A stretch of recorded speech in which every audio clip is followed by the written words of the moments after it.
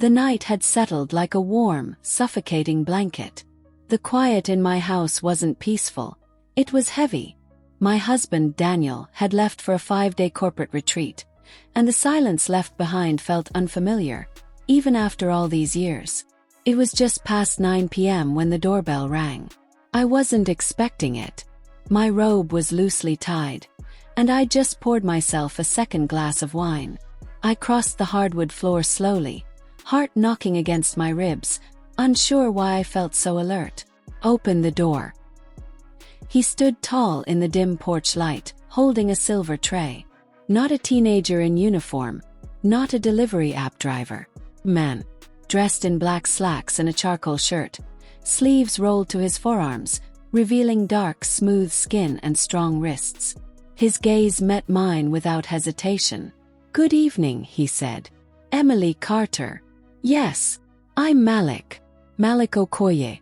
I own Haven's Flame, the hotel restaurant you ordered from." He smiled faintly. "We were short-staffed tonight, so I thought I'd deliver this one personally. You've been a regular." "Oh," I replied, caught off guard by both his presence and his voice. Low, rich, with a smooth African lilt that curled around every word. He stepped inside as I moved out of the way. He didn't ask. He didn't need to. There was a natural confidence to him, not arrogance, just calm certainty. He placed the tray on the kitchen counter and uncovered the dishes. The scent was immediate. Spiced lamb, golden rice, and something floral beneath the steam. It made the room feel warmer. "I hope you don't mind me coming inside," he said, glancing at me with a quiet, unreadable look.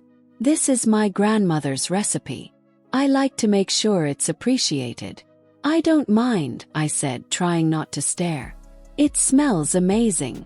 He chuckled softly. "Try it while it's hot, please." I sat on the stool at the kitchen island, lifting a forkful to my lips. The flavors exploded, sweet, spicy, earthy. I closed my eyes for just a moment. "Wow, you like it? It's incredible." Malik leaned against the counter, watching me. Most people don't expect depth in simple meals. But when something is prepared with intention, it always shows. I wasn't sure if he was still talking about the food. He reached for a glass of water, his movements unhurried. There was something different about him, something magnetic. The way he carried himself, the way he looked at me, not through me. "How long have you owned the place?" asked, searching for neutral ground. 3 years. Moved here from Lagos to start something new. I wanted to build something with soul. Seems like you did. He nodded, then tilted his head slightly. "And you? What do you do when you're not ordering in from strangers?" I smiled at the phrase. "I do some editing work from home.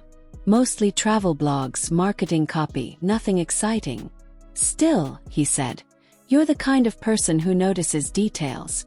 The kind who feels too much and says too little." I froze for a second. "That's a bold observation." He smiled again. "Not bold, just accurate." His eyes met mine again, this time longer, deeper. I felt my chest rise involuntarily, a breath I didn't mean to take.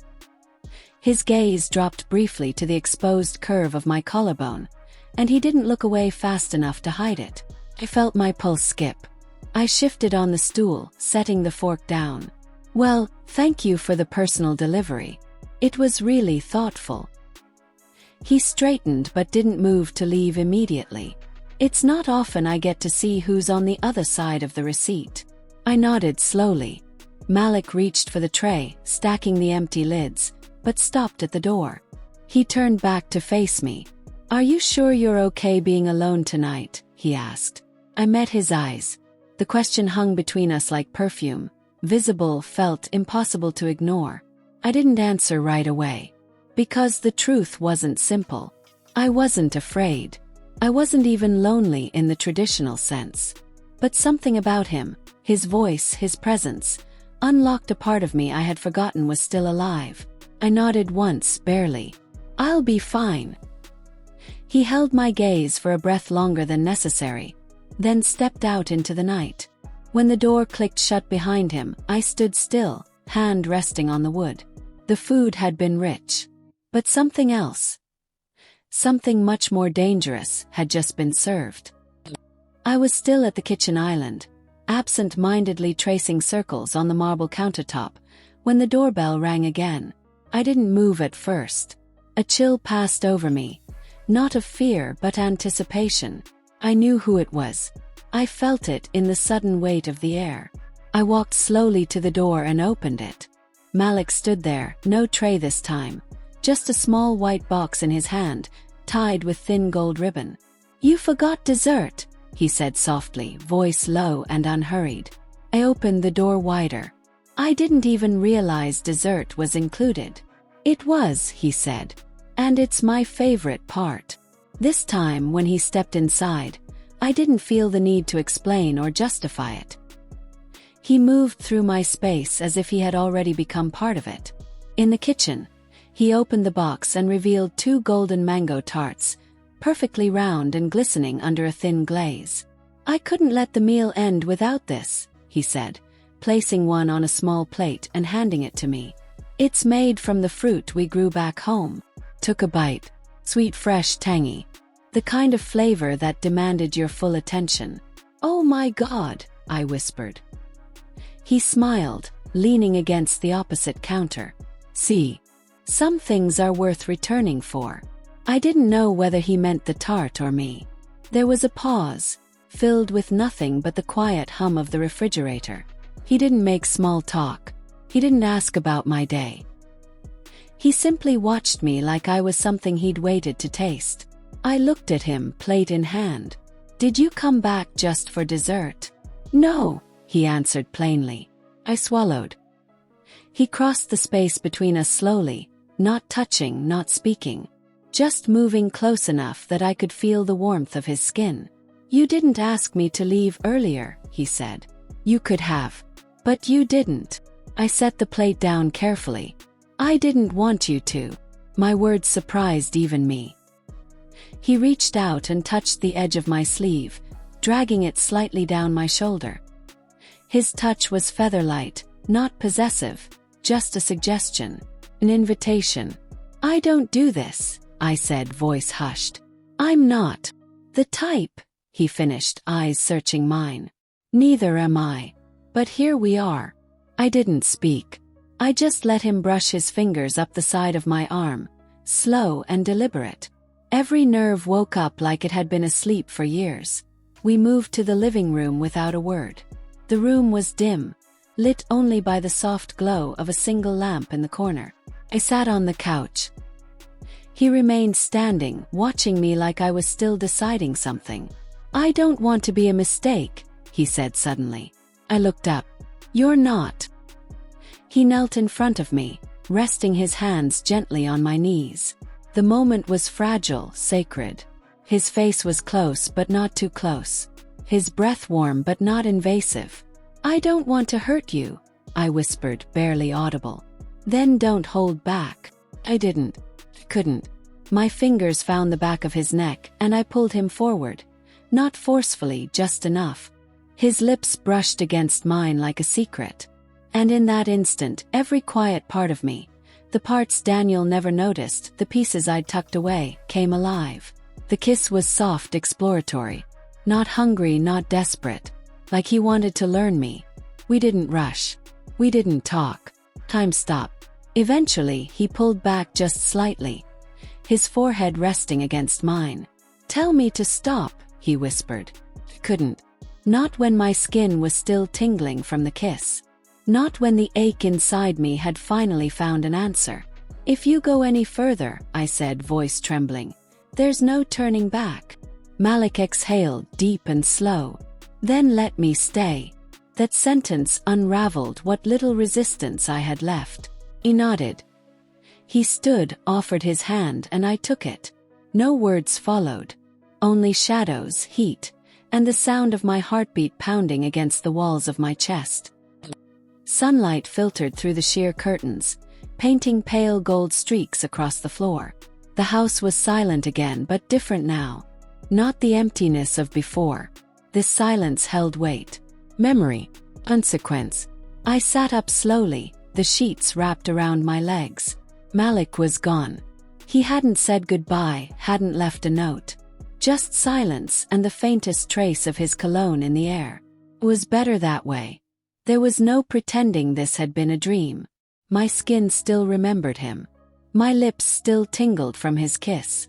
My body still hummed with the echoes of his touch.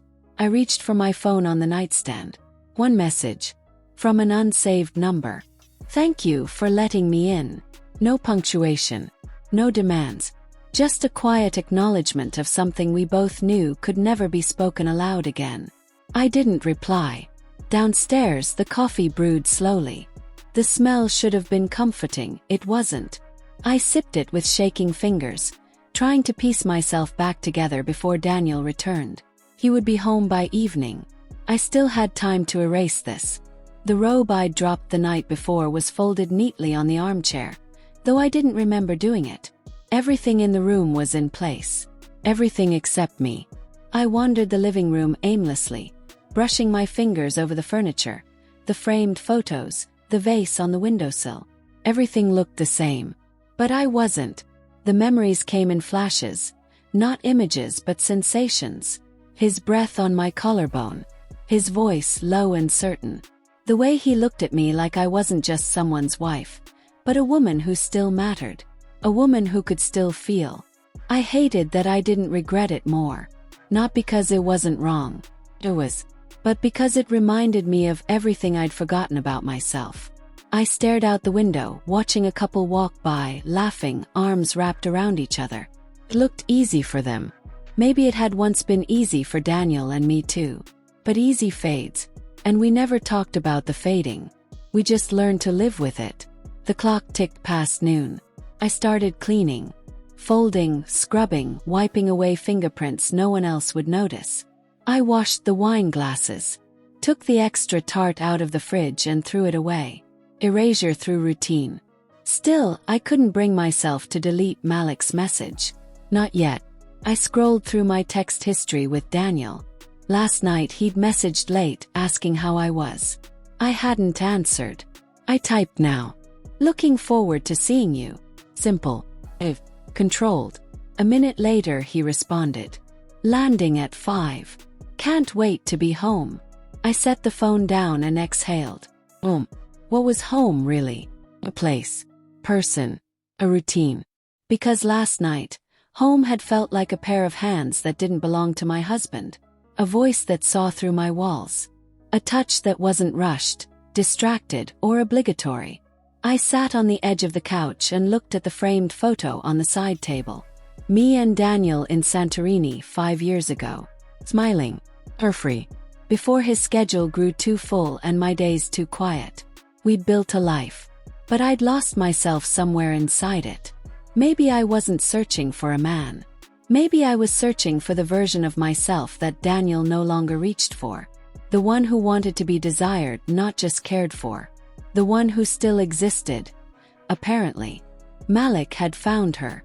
And now she couldn't go back to sleep. By 4 I'd vacuumed, changed the sheets, and put on makeup I rarely bothered with. I checked the mirror one last time. I didn't look guilty. I looked composed. When Daniel finally walked through the door, he smiled like nothing had changed. He kissed me on the forehead, talked about his flight, unzipped his suitcase in the hallway. I listened, smiled back, played the role. But somewhere deep in the quiet parts of me, Malik's voice echoed. Then let me stay. And the woman I had been last night, the one I thought I'd buried, sat quietly in the corner of my soul. Not speaking, not regretting, just remembering.